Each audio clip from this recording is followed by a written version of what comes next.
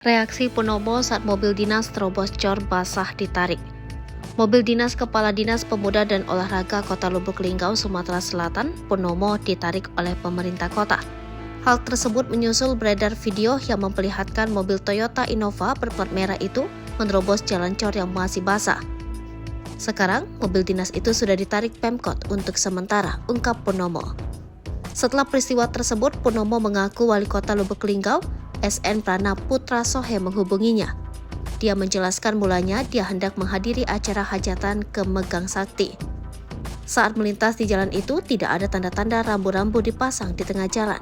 Ada tapi sudah sobek-sobek posisinya di tengah sawah, kata dia. Purnomo sempat menanyakan pada pekerja agar memasang tanda pemberitahuan. Mereka itu jawab, "Maaf Pak, papan pemberitahuannya dirobek orang," kata dia. Dia lalu meminta izin agar diperbolehkan melintas, namun para tukang tidak mengizinkan. Purnomo mengaku bingung karena tidak bisa memutar arah lantaran jalan cor sangat tinggi. Menurut pengakuannya, para tukang yang mempersilahkan mobilnya melintas. Jadi membuka jalan itu adalah para tukang itu sendiri, bukan sengaja mau nerobos. Dia tidak menyangka ketika melintas salah satu tukang diduga merekam video. Dia pun mengaku tak masalah mobilnya ditarik sebagai buntut peristiwa tersebut. Klarifikasi saya, ketika saya masuk itu kami tidak melihat rambu-rambu jalan itu ditutup. Supir kami dan kami sendiri. Nah, sempat jalannya kami telusuri dari jembatan, itu terus tidak ada halangan dan sebagainya.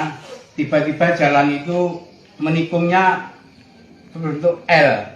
Jadi kami terkejut lah, ada jalan di situ, pembangunan jalan. Kami stop. Nah, kemudian kami berembuk dan lain sebagainya. Kami sudah mencobanya untuk kembali balik arah, memutar arah. Tetapi supir kami tidak bisa. Ya. Terus kami berembuk lagi, kata tukang itu, "Sudahlah Pak, bisa Pak." Terus dibuka jalan itu. Yang membuka tukang itu, kami tidak membukanya sendiri. Terus kami melaju begitu saja. Nah, kami sebenarnya aku menyesal ya, menyesal kenapa sampai jalan itu